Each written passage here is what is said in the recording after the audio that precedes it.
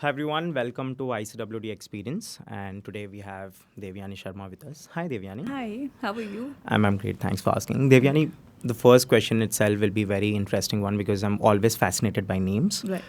What is the meaning behind your name? Do you have a story? Oh Is wow. it like your mommy said, let's name her this, or your mama said, like, what's the story behind your All name? right. So the person who named me, Yeah. she's sitting right there across. Oh, okay, okay, So my sister. And the meaning of Deviyani is goddess, basically. okay. So I think I don't know, maybe the name chose me. Right. Yeah. So yeah. Right. So that's going back. I mean, going by the meaning, like literal meaning. I think it's goddess. Yeah. Right. Whose daughter, what she has to do, that I don't know. Right, Yeah. right. But as an elder sister, to name you, I was very angry, yeah. I was Okay. like, Devyani, what is this? Do I look like Devyani Right, in any right. which ways? But I guess slowly I got used to it. Right. And how happy are you with the name now? Now I'm very happy. I think the name gives me power because Devyani is a very heavy name. And, sometimes when I get lost in the chaos, I remind myself, you are the Devyani, the Devi, the goddess. So, yeah. This is very similar to my story as well. Yeah. I've been in my schooling, of course. Right. And I used to write on the back of the books that I'm God, Dev, and, I'm God and all that. Although I shouldn't have.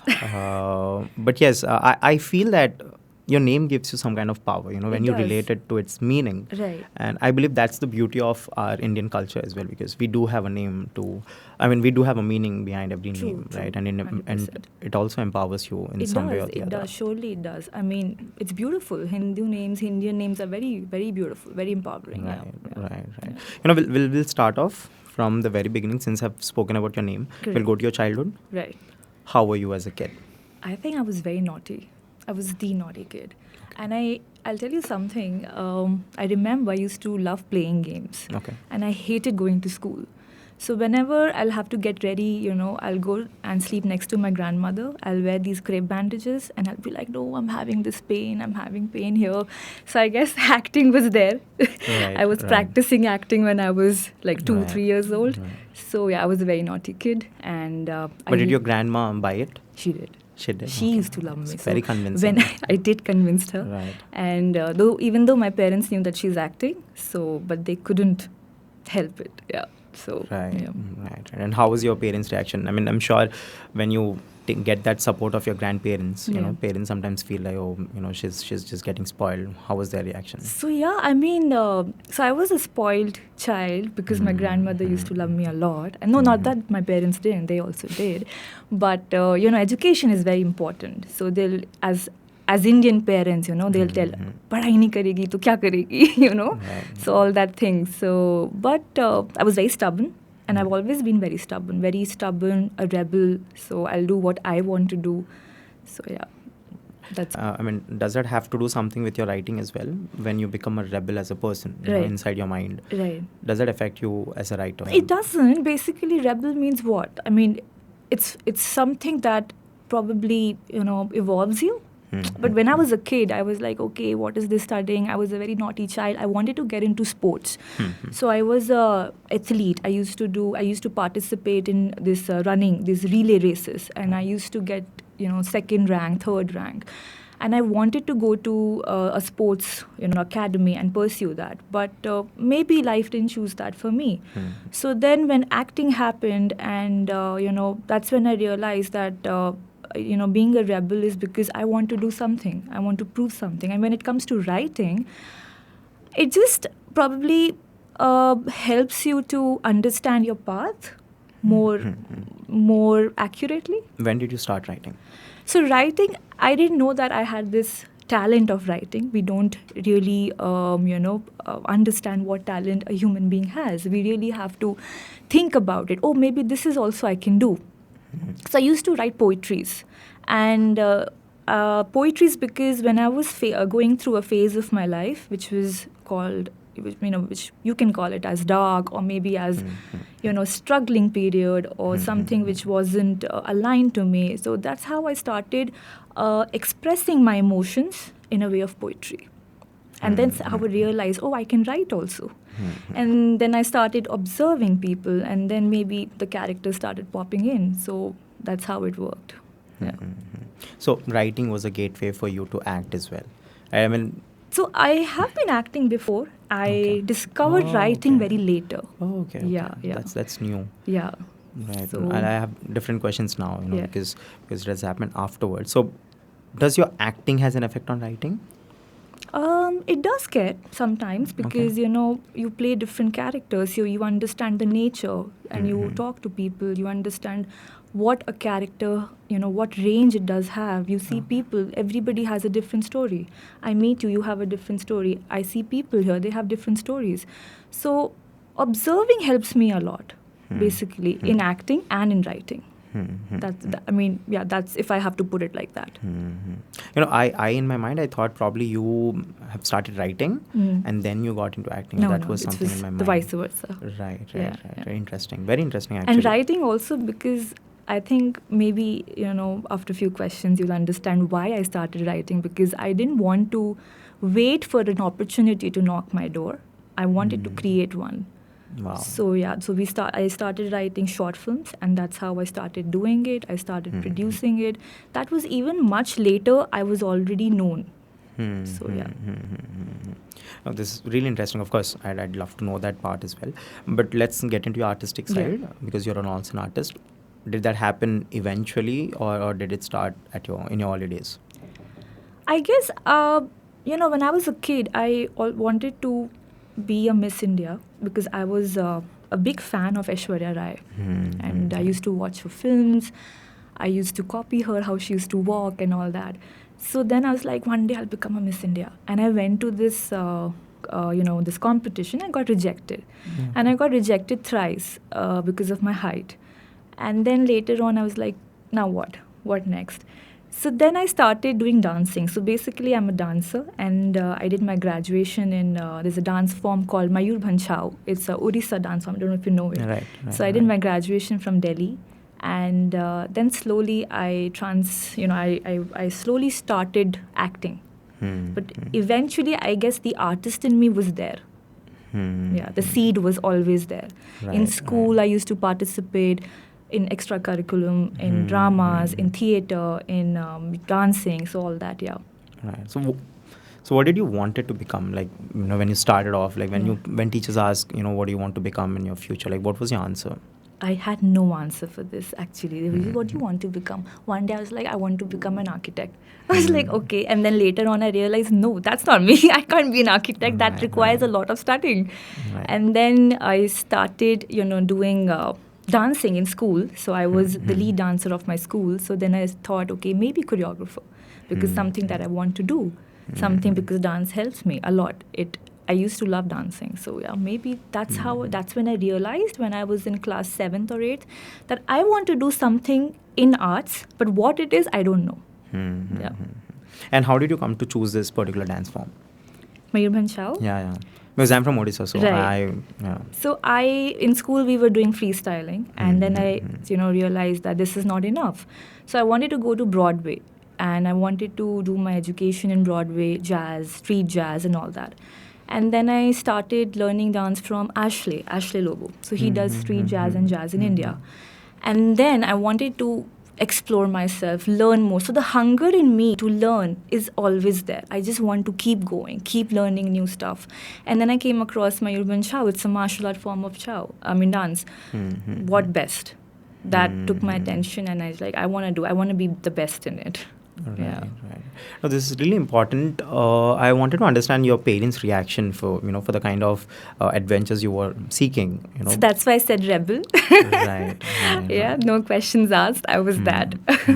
But no, I told my mom. She's been extremely supportive, and so my dad has been. So I told them that this is what I want to do. See, there's no point forcing that, oh, you become a doctor or you become a whatever.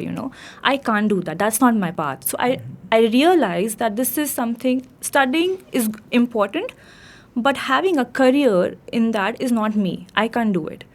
Not that I'm not a bright kid. I was but again, that's not my calling. So I realized in a very early stage that my calling has something to do with expression, something to do with emotions. I want to connect with audience and with people, and that's when I spoke to my mom that this is something I really want to pursue. If I have your support, I'll be good at it. So yeah, I had that conversation one-on-one, and then they said, okay, go for it. I think you're the right person now. What's the best way to convince parents? Let's say someone X, wants to convince their parents of something that they would want to do in a different manner than what their parents want to do. What's the best way to convince? See, like I said, if you're doing something where your heart and soul is not aligned, you will never be successful at it. No matter how much effort, how much time you put into it. But having said that, that doesn't mean that you will not do your basic education, which is very important. And I keep telling people basic education is must, because I myself am a dropout. I dropped out from class 9th, but I did my 10th and 12th from open schooling. Okay. So now when I look back at my years, I realize, okay, maybe graduation would have been a plus, or maybe this degree would have been better, because no matter what, in India, or maybe people are like that in our society, the degree matters more than your intellect, So if you're intellectual, people don't know that. But perhaps if you have the degree, it matters. It's like, just show off. So have that. But again, do pursue what you really want to do. So I would say talk to your parents, tell them that this is what I want to do. My heart and soul is in, this particular thing. Because only if you're fully there, I think you can only be successful at that. Right. Yeah. And if you look at parents' point of view, they're very protective. They want the best for you, and parents are they're very protected. They don't want my child should go and struggle or hustle there. It should be an easy path for them. So they come from that mindset. But again, if you're very protective and if you're in your comfort zone, how would you explore the life? How would you face your fears, and how would you, maybe be successful? Because success and comfort cannot be in one place. You have to step out of it. You have to come out of your house and do something in life. But having said that, I agree with you. Yeah. But again, I believe parenting is changing. Yeah. It's changing rapidly. Did you, by any chance, did you get the time to look at parenting today? I guess it's changing, but again at a very slow pace. Okay. I think I could be wrong, because we come from that Indian mindset that, okay, have this first, or maybe, follow what, for example, a businessman would want his son to take up that thing. So I think it'll take time. Right. It'll take time because again, they think they have more experience in life, which is age, so they know better, which is not wrong. I mean, of course, experience teaches you a lot, but you have to be, I think, conscious about yourself and what path you want to walk on, and then probably take the decision of your life. Right. And be responsible. Right. Yeah. And I'm sure it's not easy. It will not be easy, because, as a parent, I would say that they might be open for, okay, my kid wants to do this, let's support. But at the back of their head, they'll always be scared. Is he taking right decision, or is she on the right path? Right. Have you played a mother by any chance? Yeah. You did? Yeah. Okay. I'm playing that in my series. Right. Yeah. I'll get there, because Yeah. I've spoken about parents a lot Right. now. We'll start off with your relationship that you share when it comes to your characters, the storytelling part. We'll start off with storytelling. Right. You all are also are writing now, so I'm sure you'll have much to add on. But I want to understand, what is your relationship, with storytelling, and also one thing that keeps me awake sometimes is just knowing that people are looking at you, your work, and the millions, who are looking at your work, and how much of it actually touches you. How much do you feel it like? Being applauded is always good. It gives you confidence that maybe you're doing something good, or maybe you could relate to it. Great stories or good films are not something which are defined by box office, but maybe it touches your heart. That's how it becomes a success. Right. A great film can be good at box office, but it could also be a bad as a critic, in that terms. So storytelling for me has always been always been fascinated by films when I was a kid. I used to watch films and I used to see, oh my God, everybody has a story to say. So my relationship with stories has been, I used to watch a lot of films, and then one day I was like, I want to be the person where I can live different characters and maybe tell my side of the story one day in a very poetic way, or maybe just play a different person. So my relationship with storytelling is just expression, keep expressing. Right. Yeah. Did you like start off with telling stories to anyone? Like, did you start doing that? So I used to do creative writing in school. Okay. So I used to write stories. Okay, this I that. think Imagine. I think that's Yeah. really one thing that I really appreciate about our schools is the kind of competitions they come up with, storytelling competition and all of that. Correct. Right. Do you remember the first story that I've ever written? I wrote a poem. I don't Okay. remember the story, but it was I came first in that. It was okay. it was a Hindi poem. It was on Ma, so I had written that. And I knew I have a lot of spelling mistakes because it's Hindi, but somehow I won the competition, so I was very happy about it. Yeah. Right. I'm still confused about the badi ki matra and choti ki Yeah, me matra. too. I really Very couldn't dyslexic understand. in that Yeah, place. where should I put it? Yeah. I say e, e, yahan aega, wahan aega. I still have that. Yeah, even when I have to write my name in Hindi, I'm like, is it right or wrong? Right.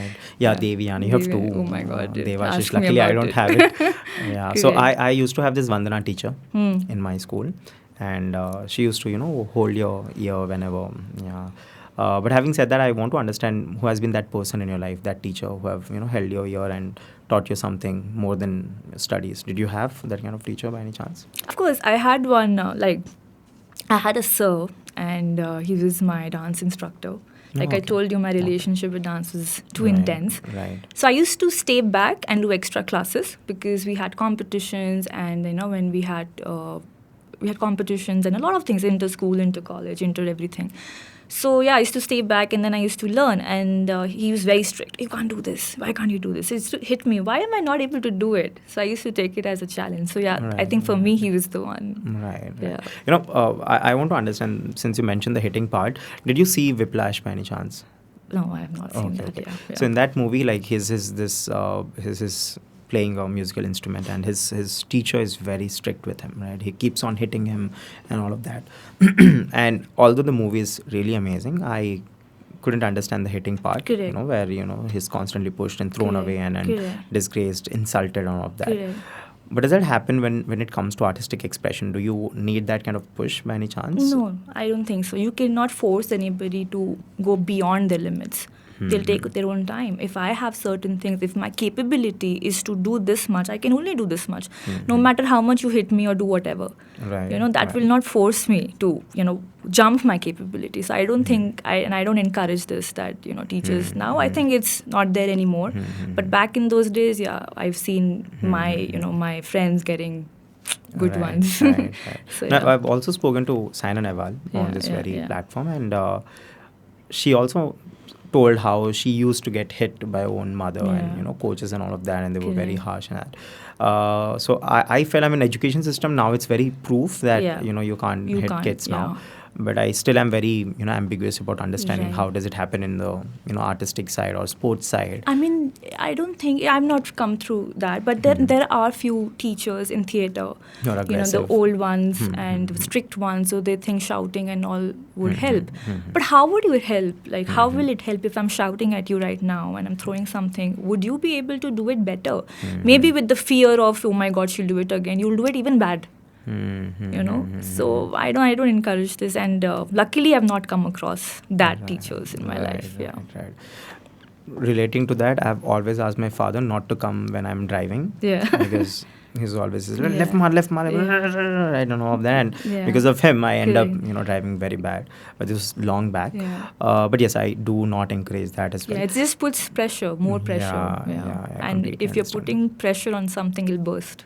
Right. You mentioned about your dark days, and I'm sure there were lots of pressure on you back then. Help me understand what has happened. What happened to Deviyani? Oh my God, right. That's something we're going to talk about. Okay. So when I I started my journey in acting as AD, assistant director.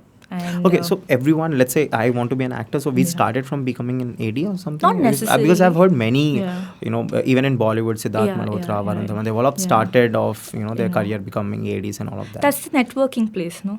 So if you want to study, you have to go to school, right? So that's how you get to meet people. That's how you get to, know people. So maybe... Okay. So that's not like a route, that's like more of a network. Not at all. So and also because I wanted to learn about cameras, because theatre is very different from camera acting, and I wanted to know what it is and how it is done. So I was an AD and I used to do ad films. And then I was like, I can't do this because, my seniors used to drag me a lot. So I was like, I'm not doing this. And then I went on to become a background actor, which was my first film with Shruti Hassan and Dhanush. It's called 3. So you would see me, behind Okay, the Shruti students. Hassan. Yeah. Okay, I was I was the part of the crowd and all. And it was a different language, so that came as a challenge because I come from Delhi, I come from North, and it's extreme South. It's Tamil, and I'm like, what are they talking? And I had no clue of camera angles and all that. So that's how it started. And then again, I came back to Delhi. Now one day I tell my mom, okay, I'm going to Bombay, and I'm going for just meeting my friends and all. So I come to Bombay, but I never go back. And I told her, now I'll be here for at least 2-3 months. So give me my time. I want to explore. And she was like, what can you do? You can't do this. I said, no, I've already done it now. So let me be here. I'll be good. And I'll keep you posted of everything. And the dark days came with rejection. I gave 300 to 400 auditions and I never got through. And then I used to come back, oh my God, I'm not good at it. Or maybe I don't know the craft. Or maybe I'm not good looking. So all that thing, started piling up because 400 auditions is not a joke. At least you've been rejected. Rejected, up straight. Okay. Like, no. I was like, yeah, what is this? What is this one point that I don't have it? Why am I not able to make through not even one audition? So, and then, financials thing, because when you come out, you're like, okay, you have to take care of everything. So now how do you generate that income, that source of income that puts in pressure? And Mumbai was a very costly city. So yeah, those are the dark days I was talking about that. And more than the financial crisis, what hits an artist is rejection when they're starting fresh. Because they don't know what is going wrong. Like, I'm giving audition, I'm giving my best. Then what is going wrong? Where am I going wrong? You keep thinking that. And then you start competing. Oh, maybe he's better, or maybe she's better. And then that gets into your head, and then a lot of insecure, a lot of self-guilt comes, and then you just want to know what is it, what can I do? But then it didn't stop me. I used to, again get my courage back and like, okay, we'll try harder this time. So, but how did you get past, or did you have like a confidante, or did you like talk to yourself? What has helped you come out of that situation? Back then, I don't think I did have anybody, and I was very new, and I didn't have a lot of friends. And then people used to tell me, this is the part of your field. You've chosen it, so you have to, now face through it. So I was like, okay, but those are the worst kind of friends. Yeah, I'll tell you. I'm sorry. No, true, 100%. And, I'll go to temples, I'll sit there. And I love beaches, so I used to go and sit by Juhu. There's a, beach, Juhu Beach. And I'll be like, okay, one day maybe that time would come where maybe I lack something. So I used to find answers in my own self. Yeah. I didn't want anybody. I've been like that. I've been a very introvert person who doesn't have a lot of friends. And slowly it took time for me to open up. So, yeah. That really takes lots of courage because, and again, if you're an individual, who do not have an confidante, I think it's really, really very pressuring. And for you to come back from that space, it's really amazing. And I'm not telling you just because you're here, because I know I've seen people who have gone through those phases, and sometimes they don't come back. They come back as a different person. Right. And you most of the times, tell your parents, what will you tell them? Okay, today I'm having this. So I used to talk to my mom, and I used to break down, I remember. And like, should I come back? Being a mother, she'll be like, come back for a few days. I'm like, no, if I go back, then I won't ever be able to come back. So, for me, my confidant was my mother, my sister, of course. With dad, I was a little scared because he'll be like, okay, now you come back. So I've always maintained that distance. And I don't want to pressurize them also because something that I have chosen, I've fought for it. So I have to face it also. Yeah. And probably what helped me back then when I was also going through my rough phases was doing those small wins, getting those small wins, anything, any win, right? Sometimes just to show up is a win. Yes. Because I think that matters a lot. Just to get ready and show up for the thing that you love to do is a big achievement. A lot of people don't do that when they get depressed or they get they'll get lost. They just They don't choose want to get isolated. Isolated, yeah. So I've always tried to keep my spirit and just show up, even though I don't get selected, even though I don't get to hear good things. I just want to show up. Yeah. That's really amazing. I'm grateful that you've come out of it and things are working your way. But then one question lies is when you start getting visibility, you get successful in this particular field, in your field, and you can still get rejected, right? Yeah. So one is you're outright getting rejected, and then you get visibility, you taste that success that you always wanted, but then again you start getting rejected. Right. How does that feel? So see, our industry is such, and it's like one day you'll be the star, one day you'll be like on top of the world, but the next day you'll be cut. You'll be down again. It'll humble you down. So it's a very non-linear format of the industry, and that is how it is. So even if you get successful one day, you always have the fear that this will not last long. So maybe that is also something you keep chasing. There's a speech of Matthew McConaughey, if you must have seen, that he said I'm a fan. He said it in Oscars that I keep chasing the hero. 5 years down the line, I'll be like. So I guess I keep doing that. I keep chasing the girl, and I keep evolving as a person and as an actor and as an artist, and try not to depend on external validation a lot, because my self-worth, and then if I keep depending, okay, today you like me, tomorrow you won't, then I'll never be able to, have my sanity intact. So I guess. Since you've mentioned the word validation, we have young students here. Yeah. And we all get inside that loop of, trying to get validated. What is your tip for them, when they are chasing validation? So I guess it started post-COVID, when all these influencers and everything came up. People started doing their own content, and it suddenly shot them to fame. So when you get instant success, you get very attached to it, and also you get lost. You don't value it. And when it's not there, you are always like, oh my God, it's not there anymore. So validation for me is, firstly, you need to validate yourself. You cannot let anybody tell you what you are, good, bad, ugly. Or, you cannot be solely dependent on it also.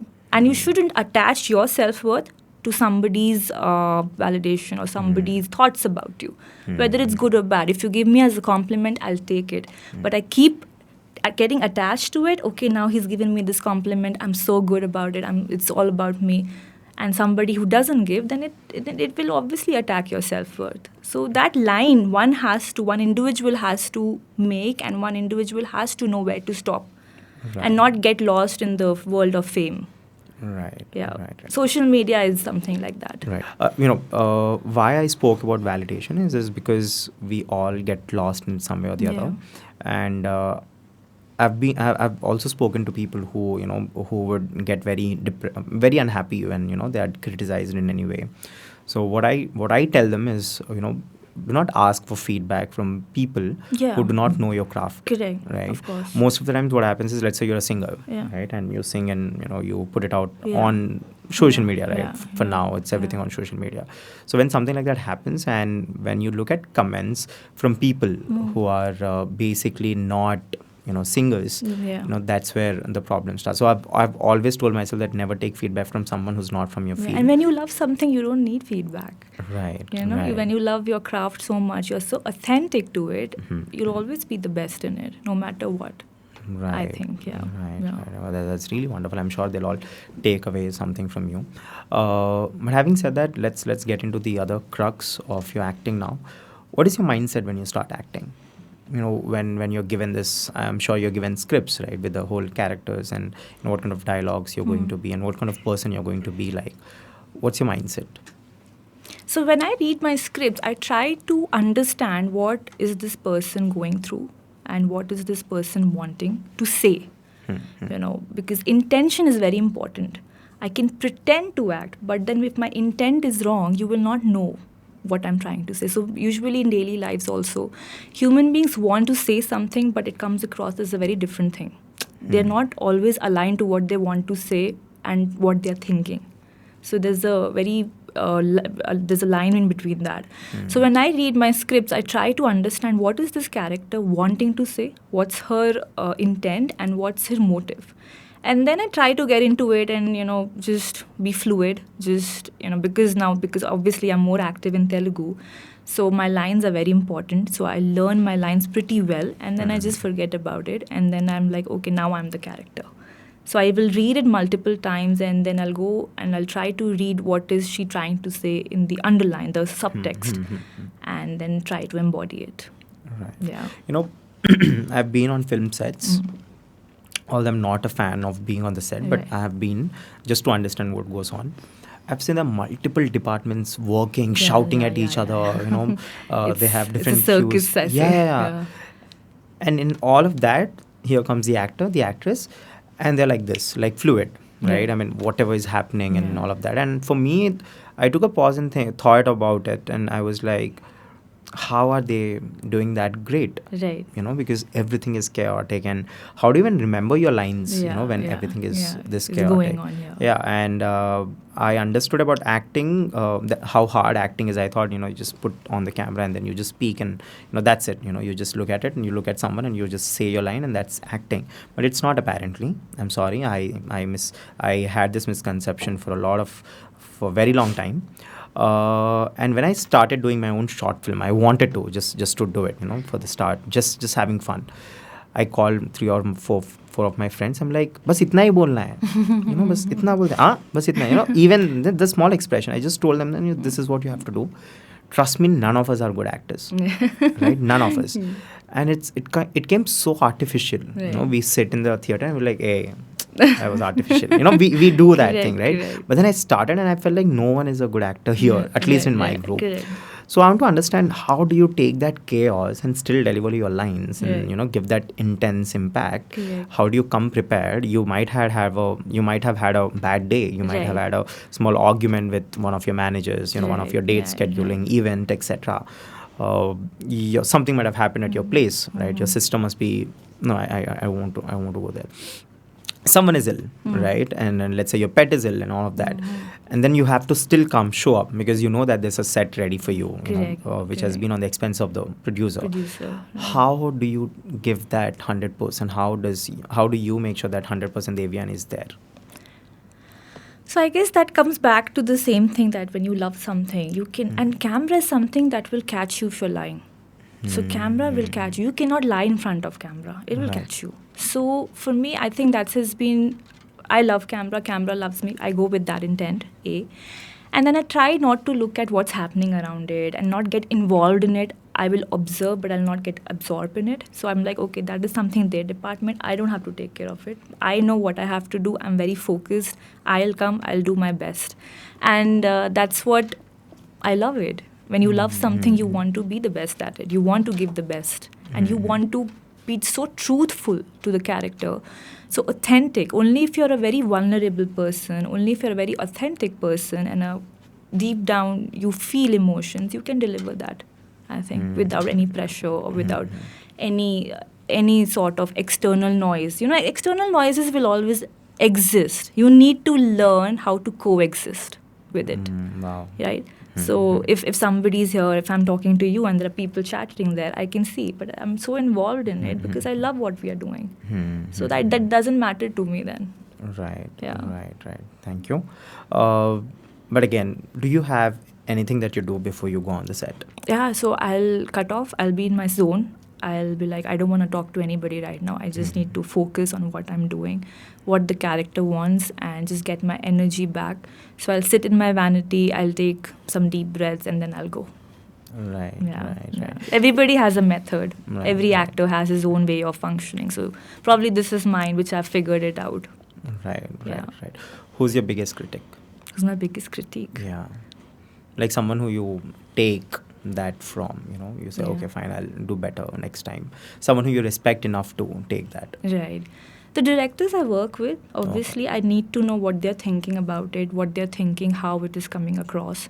Of course, my friends, very close ones, family, and then I have some teachers, and I've done theatre with some people, so I ask them, like, what is it? How can we do it better? So, close ones, basically. And of course, audience. You can't lie to audience. If they say they don't like it, they don't like it. They mean it. They are the brutal. They're the most brutal ones. Right. I like the word brutal. I really feel audience have become brutal now. Very much. You can't fool them. Yeah, you can't. And no matter what kind of a star cast you have, no matter what kind of music you have, correct. If it doesnn't work in a 360-degree manner, it's just failing. What do you think? Why is most of the films, because most of the films that's coming from not just Telugu industry, I'm talking about Indian cinema in general. Why do you think we are failing now? As actor or actresses, why are we not getting the thumbs up from audience as much as we used to get earlier? I think it's more, especially, I'm not pinpointing any industry as such, but Bollywood is facing that more than Tollywood or any other industry, because I guess the freshness is missing, or maybe that authenticity is missing, or maybe we've stopped taking this as something that we love and we've commercialized this. It's become a more of number games. Okay, what is it that we're trying to get into the brain of the audience, and then think, okay, maybe they like it, and then trying to crack the code, thinking that this might get us numbers in box office, which will never work. If you see a Hollywood film, or if you see any Christopher Nolan film or anything like that, it works because he doesn't think about anything. He thinks about what he wants to do or what he wants to show. It's his experience that you are seeing as an audience. It's not audience experience. I want to tell something which is fresh. I don't want to know what you are thinking and then try, because then they know it's predictable. Right. Yeah. So I think this is what we are going wrong. We are not taking it as seriously as we used to. Because now that sometimes what happens when you achieve numbers, you're like, okay, now we've made 100 crores or 200 crores, any film. Now next film will be easy. So then they go with that mindset. Okay, there's a pattern to it. If we do it this way, this might get us numbers. But then what about the craft? Are you truthful to it? Are you authentic to it? If not, then I'm sorry, it will not work. And I think that is what is happening. So something has to come from art, from your heart. I always say that artists, they feel very deeply, and they have to understand what they're doing. They should love it. I am using the word love again and again because I don't know if you might resonate or not.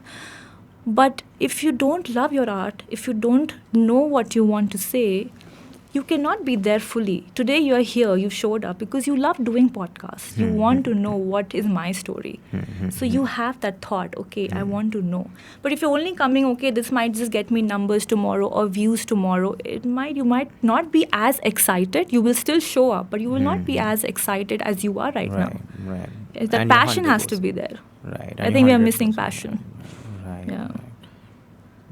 What is success in the movie industry? Is it the numbers, or is it, you getting praised?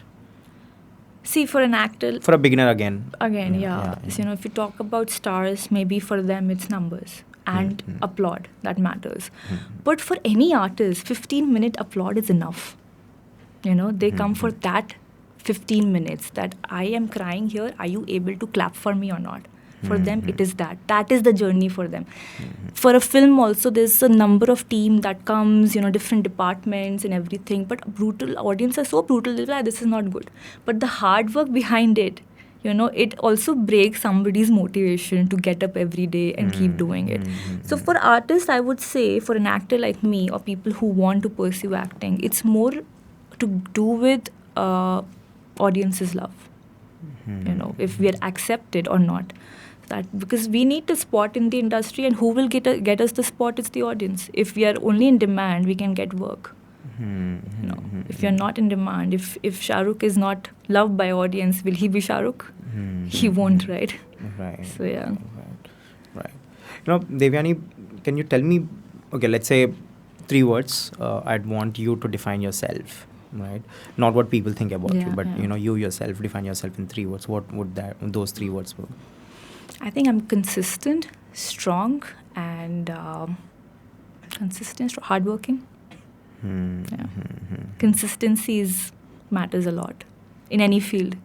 Showing up, consistency. If you're not there, then if you don't keep trying every now and then, you won't get to know where you want to go. Like for me also, I also have this thing, okay, when I get into that self-worth. Sometimes I doubt myself and all that.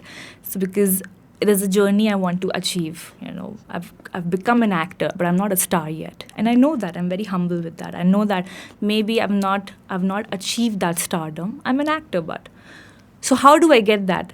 I keep thinking about it, and that's a journey for me also.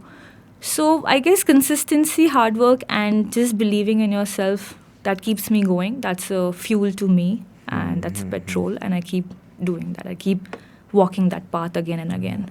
So no, I really second consistency part. Yeah. Because with consistency, you also understand yourself better. Correct, of course. Right. When you are consistent in doing great things or bad things, right. any which ways, you understand yourself more and more. Correct. And I believe for someone like you in the field, it's really important to know yourself more than anyone else would know. And if you don't know yourself, I'm sorry, you're not sitting with yourself enough. Right. Yeah. What are your thoughts on people learning experience? I mean, learning things from experiences. What do you think? Like, let's say we all learn from experiences. What do you think about that? I mean that's how life teaches you, right? I mean, life is the biggest school. Like, it only experience can teach you everything, and how receptive you are to that experience, and how do you want to learn it. Firstly, you need to learn, because maybe you'll keep repeating the experiences again and again. We keep seeing one situation is happening, but again the similar situation happens. It's because we don't learn it. And experiences, they shape your character, they shape your personality, how well you are, or how well you become as a nature. Like, it shapes your nature, any good, bad, or ugly. Now, if you want to take it to your head, if it's a good experience and you want to be egoistic, again, that's your personal decision. But again, if you don't have that experience, will you be able to be egoistic and live that emotion? As human being, it's important to live all emotions, right? And then understand, okay, this is not me. I'm borrowing it. This is not what I am. Maybe I'm borrowing it because that's it's how cooler. People, it's cooler. Something. And we all are borrowing personalities these days. We are not being what we are, just to become cooler. Right. I've got lots of hate when I used to talk about this. I used to talk about how I don't like self-help books, the self-help books, the 8 strategies of, getting this, the 7 rule of doing this, and all of that. Although there are a lot of people who believe in manifestations, etc., and power of manifestations. And all. Of course, it's true for some extent. Probably, I'm not quite sure about it myself. But I've always told people that I can't be a person who would read a book and try to learn things. I'd rather spend couple of more months in experiencing it and learning my way. So what experience can teach you, books can't? Right. Because somebody who's writing is experiencing. Right. At the same time. So if he's experiencing and you are learning from his experience, then what are you truly learning? Right. This has been my entire lifetime. I've been telling people that this has worked for this person, right? And it might not work for you. Correct. Some say don't judge a book by its cover, and then there's this Telugu quote which says that you don't have to press each grain of your rice to know whether it's cooked or not. Right? You can just touch once, and you'll understand whether the rice cooking is done or not. So they're like different. I mean, that's how theory and practical are. In school we used to learn theory and practical, and that's why our teachers used to make us do practical. Do it, then only you'll understand it. Right. So I don't go by quotations. Every quotation I feel is very personal to them. Correct. I feel that the quotations are valid, but it's valid for very few of them who can relate to it. But most of them we can't, right? Correct. Some say that no matter what, keep pushing, and one day you'd get successful. It doesn't happen in true world. Correct. Right? There are a lot of other factors also that comes in the way. Yeah. And for the part of experience that I was mentioning, I believe that no matter what kind of experience you actually go through, you should be able to sit down and write it down and try to understand what has happened. Right? That's where you mention, learning through your experience. I feel that if you can't articulate your experience in 3 lines, what this has happened, Correct. And I think this happened because of this. Right. I'm not going to do this again. Correct. I think if you're not clear about those three things Right. until you can't articulate it or write it down, Right. I think you'll never learn, because we just experience things, Correct. each day, but Right. you just don't process it. I feel you have to process your So experience you've as put well. a very interesting point writing it. So there is a book, I forgot the name, and I think it's by Julia Roberts or something. I forgot the name. And then she mentions in that book, every day write 3 pages of what you're feeling, how you're feeling, and what is it. Just vomit on the paper, and it helps you, because when you're writing your issues, you'll get the solutions for it. Writing helps you because you're thinking about it. You're made to visualize it. Okay, this is what happened to me, and this is maybe this can work out. So writing is very important, and I keep a journal with me every time, and before going to bed, I'll write everything, good, bad, ugly. Or if I have some issue or some problems, then I'll write those problems. I'll try to figure out what are the best possible ways. But only if you write it, you can. It's easier. So it's a very good habit if anybody who's doing it.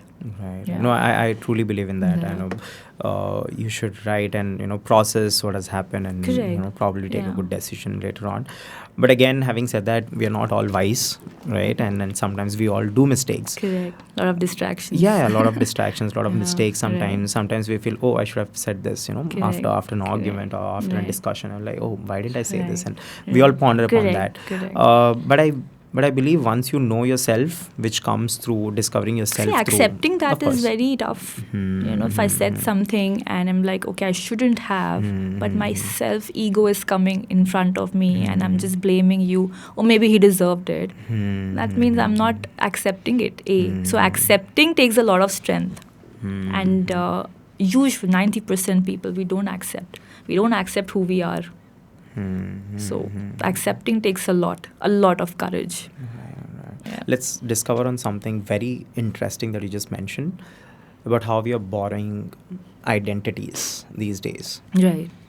Why did that thought come to you? Because if that thought has come to you, that means you're aware of a lot of things. Correct. I want to understand what are your comments on, or what do you mean by we are taking, or we are pretending to be someone else? We are taking out different identities and not just being a self. Somewhere I think most of us, we function from this mindset. There's a fear, some sort of fear, maybe of losing a friendship, a relationship, could be anything. And to keep it alive, we try to adapt the personality what the other person likes. So for example, if you like this version of Deviyani more than my original Deviyani, I'll try to be, okay, let me be this. Maybe this is his comfort zone, and maybe that is how, the friendship stays alive. So we've stopped being authentic just to cater to other person's validation. Again, it comes back to that. And so maybe that is the reason we are borrowing it, to look cooler, to look more, to be more acceptable in the society, and not to. So I remember when I was 18, 19, I used to party a lot. I used to go to clubs. I used to have this wild side of me, and I'll be like, okay, let's get drunk and let's have fun. And then it kept happening for, say, 1 month, 2 months, and I got exhausted. And then one of my friends like, oh, you don't party anymore. I'm like, yeah, I'm done with it. Now it's over.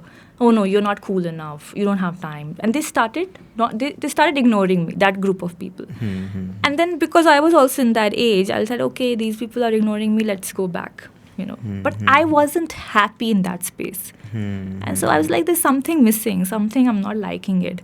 And then when I realized why I was not feeling good is because I wasn't doing something which I wanted to do. I was doing something to have somebody else's external validation, or maybe their friendship, to keep something alive.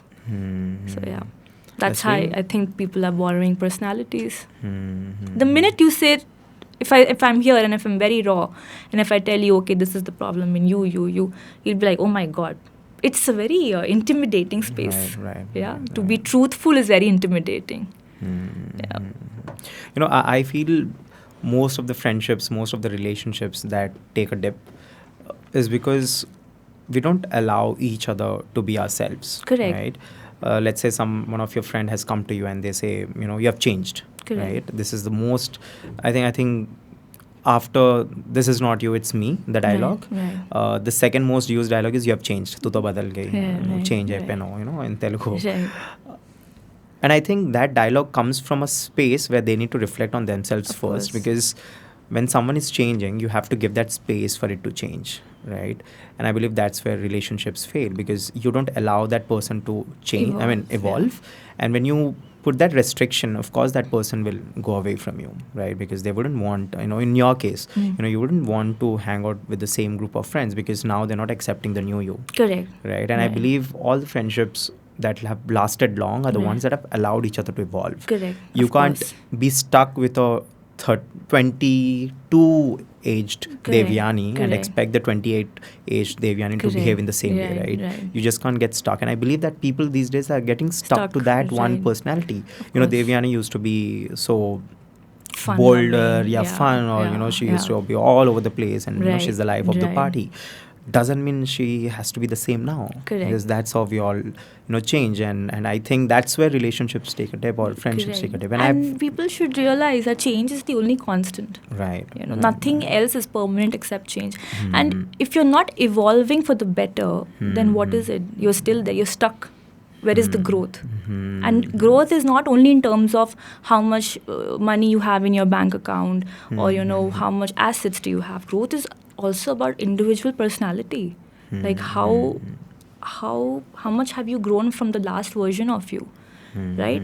Are you able to be happy with your own self? Are you able to spend 5 minutes with your own self? People cannot. I can bet my life on it. The phones are on. Yeah, phones are on. Right. Yeah, you sit at dinner table, everybody is on phone. Exactly. Yeah, you can't. And if you take away phones, they'll have anxiety. Oh my god.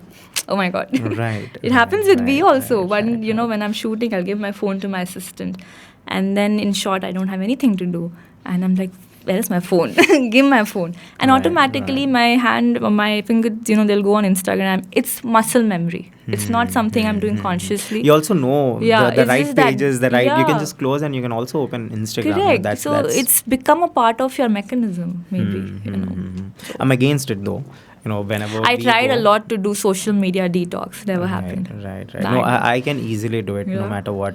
I think, of course, I love podcasting now. I'm in this profession. I really love talking to people like you. And but I'm also an introvert. It's very different. I tell people that I'm an introvert.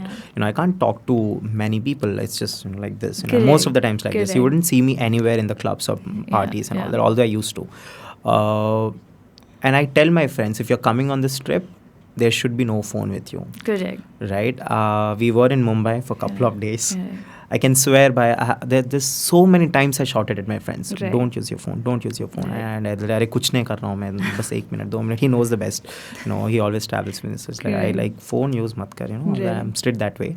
But of course, I think again you have to let them be, right? But at the same time, I just wish they understand the importance of the time. It doesn't come back again. It doesn't come back for Zindagi sure. Na Milegi Dobara. It's one of the movie that really got eyeballs because the kind of teachings that it gave you at the end of the day. I think we've also stopped being in present. We are always traveling to the past, to the future. So we're never there. Wow. So it's like touring. I call it future touring or past touring. I'm always on a tour. This is the best thing someone has told on the podcast. Period. We are always traveling in the past and in the future. Wow, that's it's profound. Always to and fro.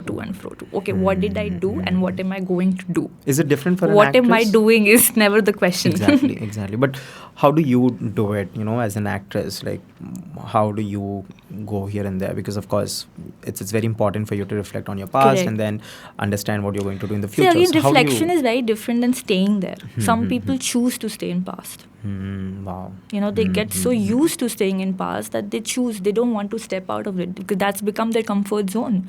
That's how also you get, empathy, sympathy. That is something which also gets you in the eye of people. So, whatever it is, it could be that. And future, because again, you are very fearful. Human is always very fearful of the uncertain. Like death. You don't know what's going to happen after death. So we're always very fearful of death. It's very uncertain. You cannot describe it. Where does the body go? Where does the soul go? So that's why we are fearful. So in future also we don't know what's going to happen. But in staying in present, because I've maybe life has made me such, and I tend to, and I also, thanks to God and everything, I'm a very big Shiva follower. Right. So I follow his teachings a lot, and whenever I travel to and fro, not that I don't, so I try to get myself back, in the present. Yeah. So I try to do that. I have some exercises I do. I know that, some techniques. So yeah, Right. I try to do that. Right. Deviyani right now that I'm talking to, has she made peace with the past by any chance? Is there a part, unresolved past that you still stuck, or have you made peace with all of them? So you accept it and then you coexist with it? What is peace? There's no peace. How have you become this sorted, by the way? Because I have felt that actresses are really very complicated. They go through a lot of emotions, and of course biological. When we talk about the biology side as well, it's never easy for a girl, to be honest. And how are you this sorted? Well, I stay alone, and that helps me. Okay. Staying alone. I used to stay with flatmates back in those days, and then I came out of them, and I have my own space in Bombay. There's a small studio apartment I stay. So when I stay alone, you have so many things to reflect upon, and how do you make peace with it is the most important question, because if I don't make peace with it, it's a monster always ringing the doorbell. Can I come in? Can I come in? Can I come in? And if I let it come in, the suffering is mine. It's not yours. It's not anybody else's. So I think I've come to a point where I've accepted that whatever happens, and then there's a saying that says that whatever happens for the best. In that moment, you won't feel that, okay, why did it happen to me? Whatever. It could be anything. It could be a heartbreak. It could be some, financial issue. It could be health issue. Or any career decision. Something. Yeah. You would always question, why did this happen to me? Or maybe God doesn't love me. I'm not his favorite child. But then when you walk a few years ahead, and then you look back, and then you realize that, okay, whatever happened was in the best, means of you. So you make peace with it. Right. Yeah. I want to tell this to everyone again, because you might find people in your life who would say, "Arey, ye tu pehle kyun nahi kiya? Why didn't you do it earlier? Right. You should have done this earlier." All those things. I believe that whenever someone gives you that kind of statement, you just say that probably I was not ready back then, right? Because when you hear that story, or when you hear that statement, it will just make you feel like you have missed out on something really important. But to be honest, I think no matter what you do, how many about time that you take, I think it's the time that you were building for something, right? And this is the result. Right. And trust me, if you ask me why didn't you do this probably 2 years back, because I was doing podcast 2 years back as well, but it's just that I did not have an audience. It was just me and you, or I'm the guest and the host, right? And maybe it was the need of the time back then. I feel that what, nahi, pehle kaise hota tha, I couldn't have done it because I didn't know that I could also do this. There's this a side of mine that could also. मैंने पहले ही बोला था. A lot of people come and say, मैंने बोला था ऐसा होगा. Right. So please everyone, don't take those kind of comments. I really don't take them. I'm like, it's okay, ho raha hai, that's okay. But it's just that I think we are expecting too much from people these days as well.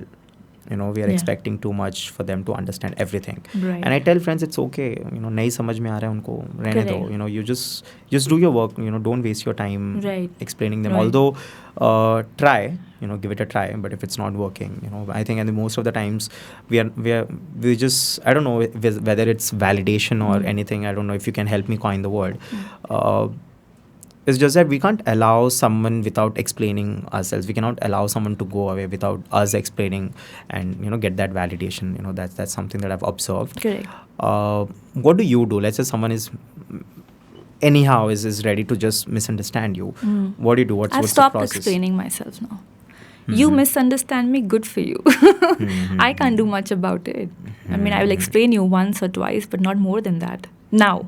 But if it was the earlier Deviyani, the earlier version, I would go all out to explain. I'll be like, no, I didn't do this, I didn't do that, I didn't do this. So I'll go all out. But now I don't. Now I've stopped explaining myself. I'm like, if you want to see, it's a perspective. If you see me in that perspective, that is your point of view. I can't help it. I'll try to say, okay, this is not what it is. If you understand, it's good. If you don't, then you're most welcome to do anything. That's your life, your decision. I can't do much. I can't force anybody to think this about me. And I shouldn't. Everybody has the freedom to think what they can, what they should. So I don't interrupt people. I don't mind their judgments. Please do. Right. As far as I know, I am truthful to myself. I am authentic to myself. I'm very much at peace. At night, if I'm going to bed and I'm peaceful, I can say and look it in my eyes and say, today I did not hurt anybody. Today I did not do anything or any wrong to anybody. I'm very happy. Can people do that? A lot of people. I did not lie to anybody. So in that way, I'm very sorted. I've become sorted. Right. I've learned my lessons the hard way. Right. Yeah. Right. No, I think as I mentioned, you're really sorted that way. But what has been the most troubling thing that has given you trouble for a very long time? What is something that Deviyani used to do, which troubled her a lot, and you have come to? People pleaser. I was a lot of people pleaser. Really? Yeah, I was once upon a time. It's a very bold time. statement to give it on a podcast. Yeah, I was it. Why should I lie? I wanted to make everybody happy, to keep everybody happy. And, I couldn't say no. So I was a people pleaser. And then I realized this is not me. I'm acting. I cannot do this anymore. There comes a threshold. How did you break that? See, you will understand eventually, because if you are not happy with certain things, and when your friendships are breaking, and something that I want to do and I'm not having the freedom to be or behave the certain way, and I'm behaving according to the other person, I can't catch up with that for a very long time. It will break. That's very brave. Yeah, it will break. Really I can't brave. catch up for it for a very long time. And it will break. And when it will break, you will understand this was not you. Because if you didn't accept me the certain way I am, then that situation or that thing or that friendship or whatever, that was never meant to be there. If today I'm here and you know me, oh, this is the person, she's rude. Some people are very rude when they talk. Right. But deep down, they're the most kindest people. So if you know them, that they're very kind, but, the tongue is a little rude, you know that they're not bad people. So you wouldn't want them to change and be like, okay, I can say good things about you, but what if I'm feeling bad? Right. I'm not liking you internally then. Do you like that? Why do we want always sugar-coated conversations? Good, bad. It makes your life very easy. Right. It's just, you don't have the baggage of acting, of pretending. Right. Wow. We act in front of cameras. There are people who act it's a in tough daily job. life. It's a tough job. Yeah. You know it better. Yeah, correct. Even when we go out somewhere, we have interviews and all that. After 2-3 hours, actors are like, we are exhausted. Right. Because you're constantly putting up with the smile, with, behaving a certain way, acting a certain way. Audience wants to see that. They like to see the chubby or the chirpier version, the happy version. But when you come back, you're like, oh, my energy is gone. Right. So it's I think that is how life is. Right. Always wanting to fit into other person's shoes. Yeah. It breaks you down badly when you're doing this in a relationship. Correct. I have seen people, they are something with us. And correct. The moment the phone rings, there's someone else, right? And I think that really takes a toll on you, and it's just not healthy, to be honest. It's really unhealthy to be or to try to be someone else who you're not. And I've always told people who I know, most of my friends, they take advices. I don't claim that I'm good at advising, but yeah, they do. And I've always told them, just be yourself. Just be yourself. Don't be something today that you can't be tomorrow. Correct, of course. This is something that my mom taught me a lot. Of course. Right? And I'm talking about it. About the pretense part. I'm not talking about, of course, we all change. Correct. People can't expect the same person tomorrow as well. But changing and pretending is completely different, right? Changing happens over a period of time, and pretending is like this. Correct. Right? And the moment that mask falls off, things are going to be terrible. Very bad. It's very bad. So, there's this funny incident. So when as a family, when we go out, I'm a very quiet person. I don't talk much. And on the other hand, my sister is extremely opposite to me. She can talk non-stop. But that's her personality. I'll call her on the podcast next time. You just make her, you give her a mic, and then, she's at it. She knows her job well. So she has a very big fan base in my family. All my relatives. The life of the party, the life of the... So if she's not there, people are like, where is Sonam? Where's Sonam? Where is she? But for me, it's like, I'm not even there. They can't even notice me. Right. So I don't talk much. Mm-hmm. And then I realized that my cousins are not very happy, or the Around way you? because I am a very quiet person. I Right, like to right, listen, right. and I like to have meaningful conversations. I Hmm. can't be just going on ranting about life. I've stopped doing that, and Hmm. I can't make jokes also. I can't do. I'm very bad at it. So then I realized, oh my God, I need to do something to at least be visible because I'm Right. invisible. I'm an Right, actor, and these right, people are not right. even respecting me. Right. So then I did it as an experiment, and I started talking a lot. Right, We'd gone for a trip to Dubai, and I was like, okay, Did being they that ask you one. what's wrong with you now? Yeah, and then they were all quiet. I'm like, Right. what happened? Right, All of a right, sudden, where right. does this shock come from? Right. And then I realized, no, this is not gonna work. And you are what you are. Right, right. If you accept it, take it or leave it. It's better. Just be what you are. And it also shows you in your work. So I was a very big fan of Irfan Khan. I used to love his work, and Amazing actor. he's the way he used to emote, the way he used to whatever work. I've seen all his films, and for me he was a school of acting. He was the school. I'm of sure for acting. many actor and Yeah, actresses, yeah. he is. He taught us what sometimes even theater couldn't. Right. The he pauses got that it takes. he got this natural acting thing, which became a trend. Back in those days. So I was seeing his interviews, and he's so authentic. He was so authentic as a human being. He was so honest with his opinion. He never sugarcoated anything, and you could see it in his performances. It was all there. So I think it shows. It reflects in your personality, and somehow somebody can spot you. So if you're doing something, if you're pretending to be someone else, you will get caught. It's too good to be true. Right, of course. Yeah. Right. Since you've spoken about Irfan Khan, I think there's this movie, I don't know if you've watched, Karwan. I think that's the name of the movie. Yes. Amazing movie. Amazing film, yeah. I just wanted the whole movie to be him. I was like, when is he coming? Is he there on the screen or not? That kind of person. And life has different plans, but I'm sure he's happy wherever he is. Correct. But yes, I think again, coming down to what you've just mentioned, I think authentically you is something amazing. But sometimes people just become rude when they're authentically themselves. They just wouldn't understand what's, they say, I can talk like this. This is the way I talk, but then that's rude. Yeah, you right? don't fit into the norms. Yeah. So I feel like sometimes some people overdo it. You have to understand the balance. Correct. You can't force your personality everywhere. That is Correct. something that you have to learn. Correct. And that's where awareness comes in the picture. And I'm place. really happy that you're so aware of yourself, the kind of person you are. And I think for an actor like you or an actress like you, it's very important to be self-aware of yourself. Correct. And the moment that I mentioned, please define yourself in 3 words. The way you've just defined, I know that, okay, she knows a thing. Correct. Although I'm not judging, I can't judge. I'm not someone who could judge anyone. But it's just, I think it's just a great way to be yourself. There's so much freedom in it. Correct. Right? The kind of freedom that you have when you start to be yourself, when you know what you want to do. And people filter out from your life. The true ones stay with you, and the ones who are not true, they'll go away. Is it not hard for an actress doing this, filtering out people? Because sometimes you might not like someone, but then again, this is the business of, acting. And then how do you balance that part?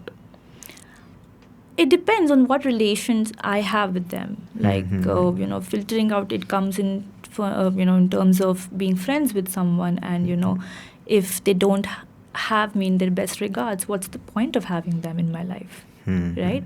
But on the other hand, if I have to talk about, say, something to do with profession, I know where I have to stop my line, So I can't do that, I can't cross it. Because at the end of the day, I have to balance both.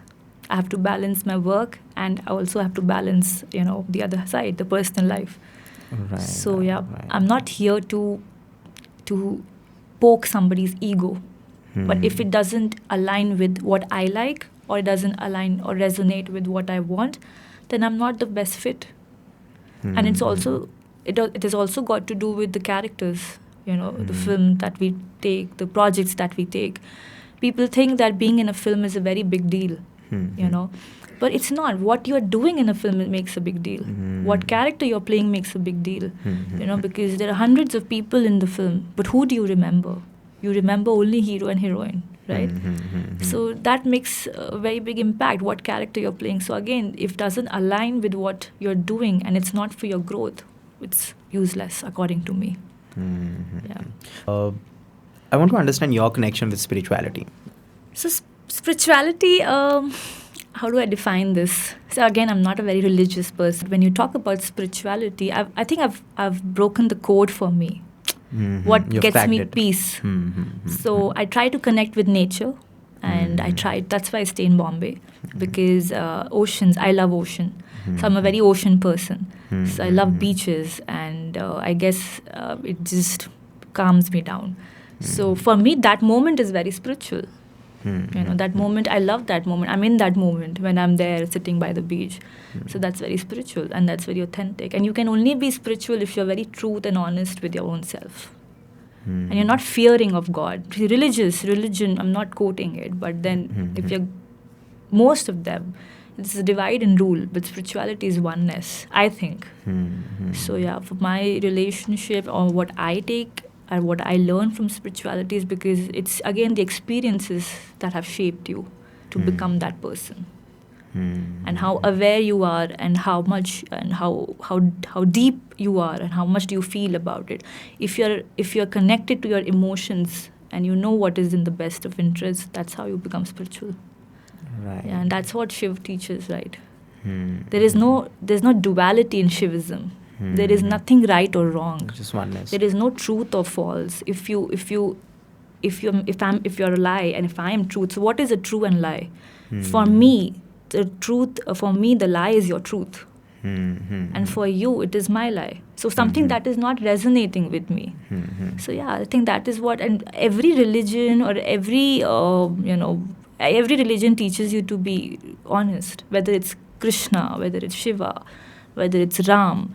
And it's not about honesty to do with going out and talking, okay, yaar, ye sach hai, ye jhoot hai. Honesty is something to do with your own self, how you are with your own self when nobody's watching you. So I think that is what it is. That's really interesting. What kind of relationship do you share with your sister? Because, you know, we have been hearing about your sister most of the times today in the podcast. What kind of relationship do you share with her?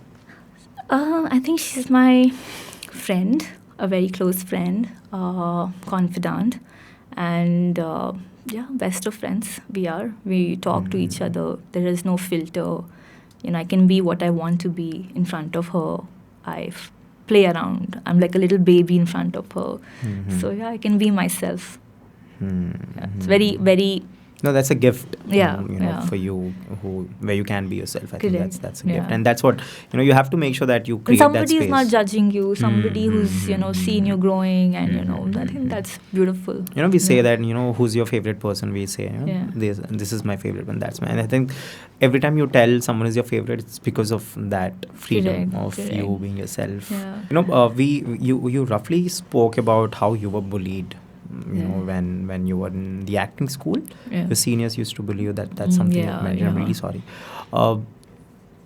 I just want to focus on that part for a minute, because even in school, it's I was happening. bullied. It's happening a lot these days, despite being aware of many things. You know, we are still getting in that zone. How did you come out of it? Like, what did you do? So bully makes you a very, somebody is bullying you, you'll just go into a very quiet zone. Or you'll become like you want to fight it back. There are only two options. So for me, it was like, I don't know, maybe some people get fun. If somebody's new at the craft and somebody doesn't know, you're going to make them fun. But I call it very kiddish, very childish, very mature to bully somebody. You won't do that. Why you have to do that?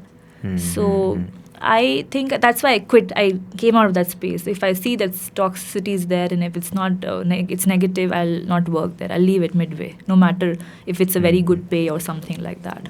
I always tell people that there's something that's very powerful, that doesn't take much of your energy, that doesn't take much from you other than your courage, is the power of confrontation. Correct. Right? When you're bullied, or when someone says something to you, when someone just shouts at you for no reason or screams at you, I think the best thing is just confronting, just staying I don't know there. if you've heard about it. Hurt people hurt people. Hurt people hurt people. Right. So if somebody is doing something to you, somebody is being mean to you, you have to understand in their head they're also going through something. That's why they're projecting it on you. So now my perspective has changed. If somebody is being mean to me, I understand this person is going through something. I shouldn't take it personal. So that is my understanding. But again, it comes with a lot of experience, with a lot of awareness. Why I tell that, you have to confront is because what happened one day, I've just screamed at my younger brother. Right? And I did that, and of course, he didn't say anything. Right? And it happened years ago. I'm not a screaming person now. But yes, when I did that, he didn't say anything. He just quietly listened. And after an hour or 2 or 3, late at night, he just came to me and he's like, do you know why did you shout at me today? This was the only question that he posed to me. And I was shattered because I did not really have an answer to it. Correct. Right? I mean, what do I say now? Right? He just asked me this one question. Correct. Do you remember why did you shout at me? Like, Correct. what was the need? You would have said the same thing, in a much more different way, and the same thing must have happened, the same output. But do you remember why did you shout? And I'm telling you, I had no words. And he's younger to me, but I think this stayed from me back then. Correct. He just confronted. Yeah. And you don't have to be rude when you're confronting. Somebody's confronting. Yeah. I mean, even you, if you are confronting, you don't have to be rude. You don't have to be like extra powerful or try to do something. It's just that as simple as a question. Correct. What did you get out of it? Correct. Why did you do it? That's it. And that day I was like, oh my God, this confrontation has really power, man.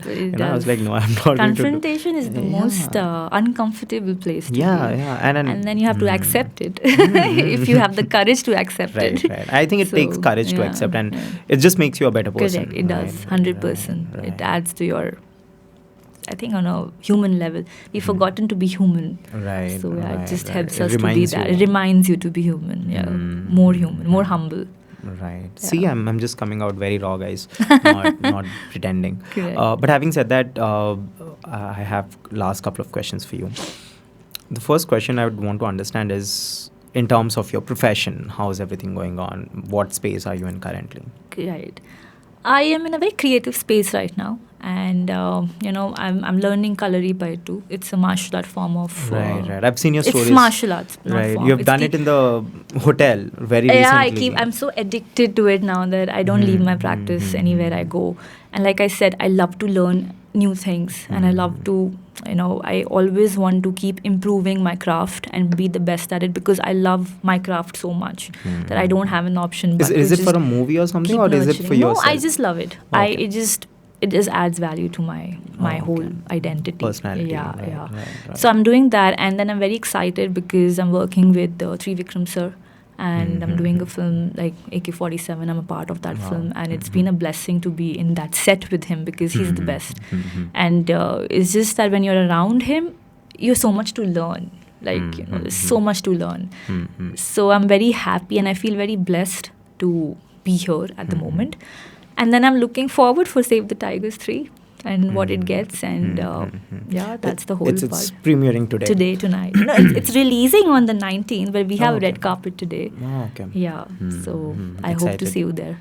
No, I'll definitely be there. Correct. As I mentioned. But yes, what can we expect from Save the Tiger 3?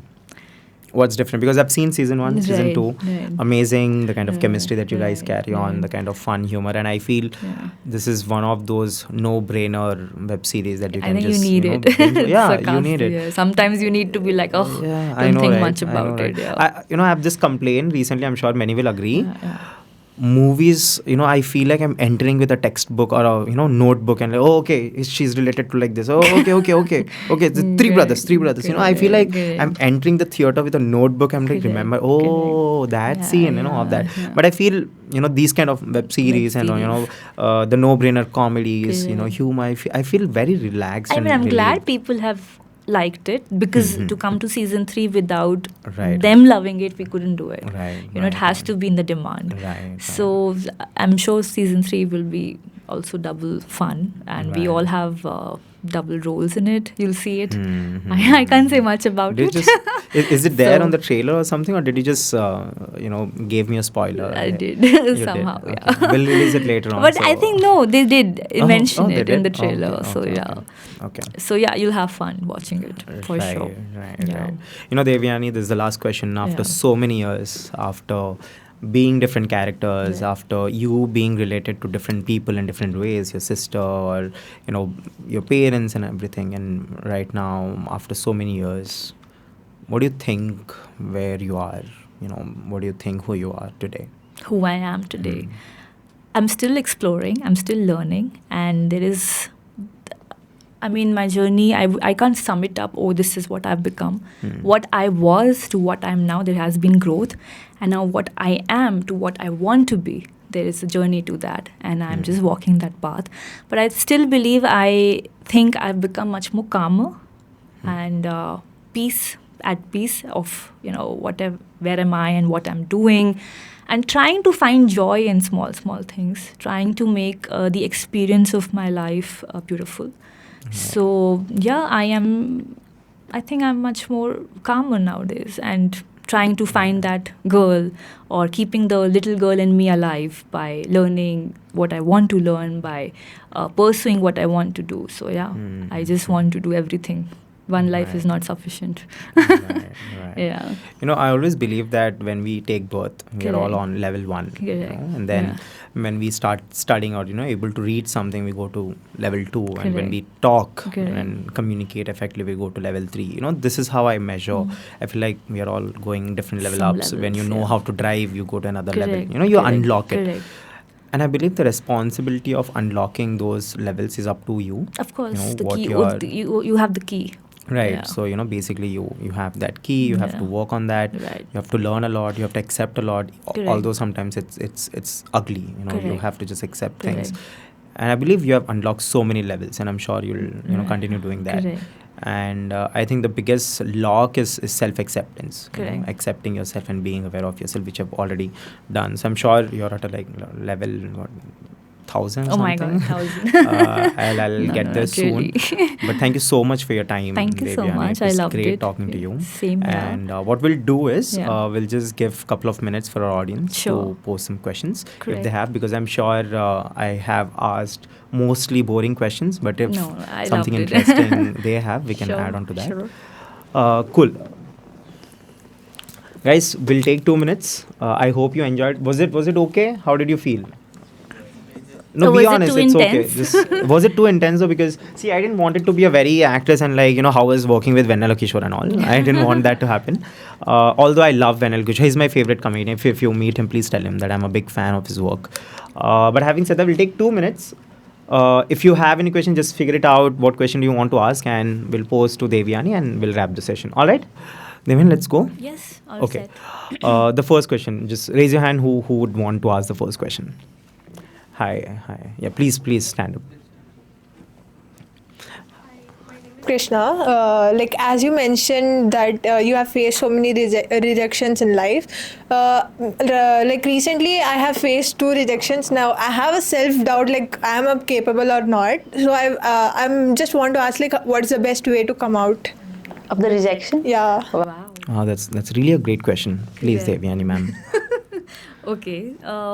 See, rejection is again a part of it's shaping your personality, and it's getting you to be where you want to be. So you should not take rejection as something which is a threat to you. You should accept it and be like, okay, maybe the next time I'll be better, or whatever the part the rejection was in, whether it was studies or something. What part was it, if I can ask? Basically, now I am doing makeup artist. I am Right. so I have gone for few auditions, giving there, in the makeup industry. I just Right. want to enter. Right. So I have faced 2 rejections in that. So Right. I had a self doubt, am I capable of doing there or not? Right. So it's not about you being capable, it's sometimes the timing that has to match. So it's nothing personal. Sometimes just the time is not correct, and it will give you a drive to maybe keep trying and keep doing, because then only you'll understand whether this is your path that you want to pursue or not. So take it like a challenge, I would say. Okay, fine, reject it. So what? Next time. Okay. Thank you. Thank you so much, Krishna. The next question, and yes, please. So my question is for the both of you, since you both are in the field of art. You guys have seen so many issues where an artist says something, or basically people are very sensitive towards the field of art, right? So how do you cope up with the hate that you get, not because of the art you do, but because of some activity or something you said, Right. or some opinion? Right. Actually, yeah, actors or artists are very sensitive, very vulnerable people. It happens with me also. Sometimes I'll post something and I'll get a very mean comment, or somebody will DM me, which is a very mean DM. Right. And then I'll be like, what, what nonsense is this? Why are they, writing all this? But again, then you have to separate from, the line that what they are thinking, they're free to think what they want to think. You have to see what you have to take from them, and just, probably try to improve or make things better. And, should not take that hatred to your heart that much, because if you keep, as an artist, if you keep taking hatred, then, your growth is stopped. You have to learn the art of ignoring also. That's very important. Right. Thank you so much. Yeah. I might not give a great answer like her, but I'll still try. So first things first, I'm at a space where I'm not receiving hate yet. I'm still on the growing stage, but I did get certain hate. I wouldn't say hate. I think it's just people expressing what they don't like, right? And I genuinely try to understand that part. And let's say I've said something that didn't go well with the audience, or it has hurt their sentiments. I respect that, right? And probably I would try to articulate in a better way the next time, not hurt them, right? I mean, there's this thing in Telugu, Meeru Tinnara is different and Tinnava is different, right? It just comes down to what kind of words you're trying to put into perspective. So let's say I've told something in a way that has hurt someone. I take that as a feedback and I try to not repeat it again. So I was in a conference where we were talking about women empowerment, and I quoted Goddess Sita, right? And some people didn't like it. And they came up to me and they were like, you know what, you shouldn't talk like this about a goddess and all of that. Although it was not something that I've criticized, it's just something that I've quoted. And they told me that, you shouldn't be talking like this. And after that, I've never ever taken a god's name or, taken religion in any kind of conversation that I've ever done, because I feel that it's okay, there are lots of things to talk about. Why would you get stuck on something that hurts people, So I do that. But of course, sometimes the hate is not valid. Sometimes it's just you have to ignore. out of Just let it nowhere. go. And of course, I'd go with Deviyani, and as I mentioned, I'm still learning, so I'll learn from her. I'll start learning the art of ignoring as well. But thanks, man. Great question. Did you get offended by anything that you spoke about? Just to understand where your question has come from. No, right? Always let us know. Shashi will share my number with you. Last 2 digits galat de dena. Thank you so much. Yeah. Cool. The next question. Yes, this side. Spirituality, you're a Shiva Bhakt. So it couldn't have been an easier journey with spirituality. Did you ever question your relationship with spirituality? I did. Sometimes because maybe that time I was very naive and I wasn't understanding the whole concept of spirituality. And I used to wonder and question, why things are not working out for me. And but then I realized that my relationship with spirituality cannot be give and take. Then it's transactional and it is not authentic. So then I got to know what it is. Right. Yeah. Right. Yeah, I'm Tanishka. So, what one advice specifically would you like to give us mass communication students who want to enter the media and entertainment industry? Wow, just love you are already doing what you love, right? So just be passionate about it. Just keep going, no matter how much obstacles you face, just have blinders and this is what you want, and just keep going about it. My question is how the social media has changed with connecting audience as an actor. So back then it was very difficult. So, right. I mean, of course it's become easier to interact with audience and to connect with your fans and whatever. Yeah, it's become a very easier medium, but at the same time, it's also it's full of chaos, full of noise, full of I would say toxicity sometimes, would. You're talking yeah. about Mr. Khan's academy. No, even that, and even that girl Trisha who died. Oh, okay. Yeah. So so some that things people are talking about. So in that ways, again, it depends on how people are using social media. It's a very individual thing. You can either use it for the betterment of society, or you can use it as a just for fun. Thank you. It has its own pros and cons. Like AI is very dangerous nowadays. Right. It has that, the deep fakes and all that. So yeah. Thank you very much. So much. I mean, social media, you can influence people. That has the power to influence. So might as well influence for something good. Right. Wow. I think so. This will go on that 1 minute reel. Really? Anyone else? Any questions? Which is more challenging for you, expressing emotions through acting or dance? Oh, wow. Yeah, because I'm stepping into somebody else's shoes. So I have to put that lens and see the situation from that point of view. And but at the end of the day, it also helps you express. So for me, it's always going to be acting. Challenging, very tough, something I will never take it for granted. Yeah. Thank you. Thanks a lot.